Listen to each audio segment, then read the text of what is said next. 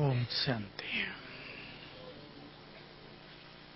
हम सभी हैं गॉडली स्टूडेंट और पढ़ाने वाला स्वयं ज्ञान सागर त्रिकालदर्शी। पढ़ाकर उसने हमें भी क्या बना दिया? मास्टर ज्ञान सागर त्रिकालदर्शी बना दिया, स्वदर्शन चक्रधारी बना दिया।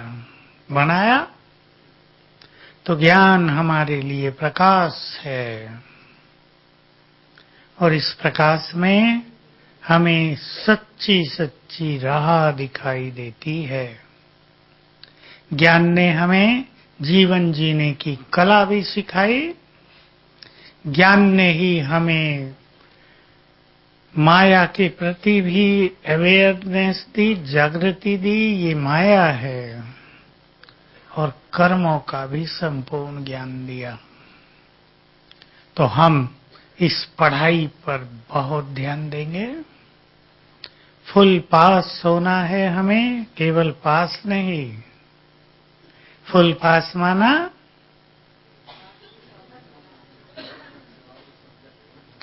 चारों सब्जेक्ट में फुल,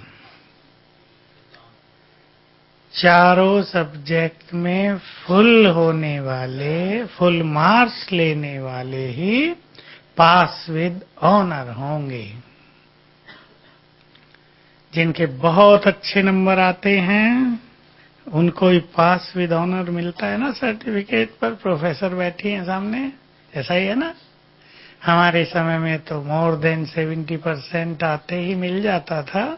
अब पता नहीं 90 पे कर दिया हो।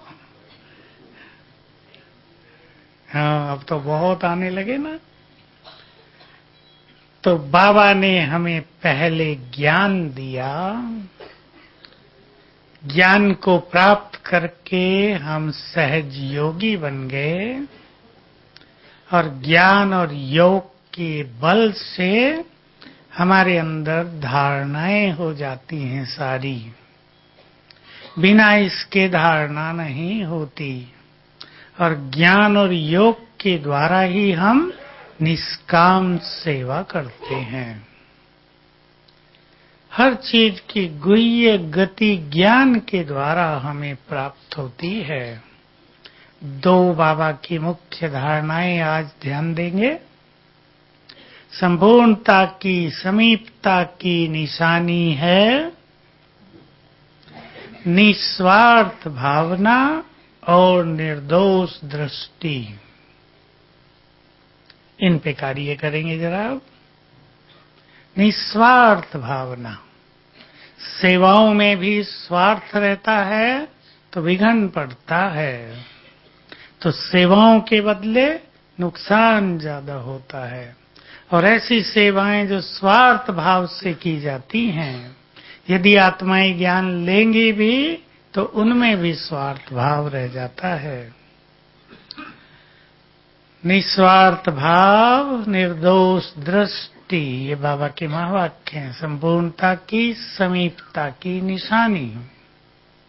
क्योंकि कामनाएं मनुष्य को बहुत रहती हैं, स्वार्थ रहता है। कई लोग तो कोई भी कार्य करेंगे पहले ये सोचेंगे मुझे क्या मिलेगा इससे, दूसरों को मिले या ना मिले, पहले मुझे मिलना चाहिए। दूसरों को मिल गया और मुझे कुछ न मिला तो कोई फायदा नहीं। तो बाबा ने ज्ञान दिया, विशाल ज्ञान। इसका हमें नशा होना चाहिए। ये ज्ञान छोटा ज्ञान नहीं है। बाबा ने सरल शब्दों में दे दिया, सिंपल कर दिया। और जो सत्य होता है वो सिंपल होता है। ये हमें याद रखना है। जहां कॉम्प्लिकेशन है, जटिलता है, तर्क वितर्कों से जो ज्ञान प्राप्त किया जाता है वो संपूर्ण सत्य नहीं होता है। सरल शब्दों में कह दिया तुम आत्मा हो, एक ही लाइन बोली बस। और शास्त्रों में यही बात बहुत जटिल बना दी। तुम क्या हो? और सब कुछ लिख के पढ़ के भी आचार्य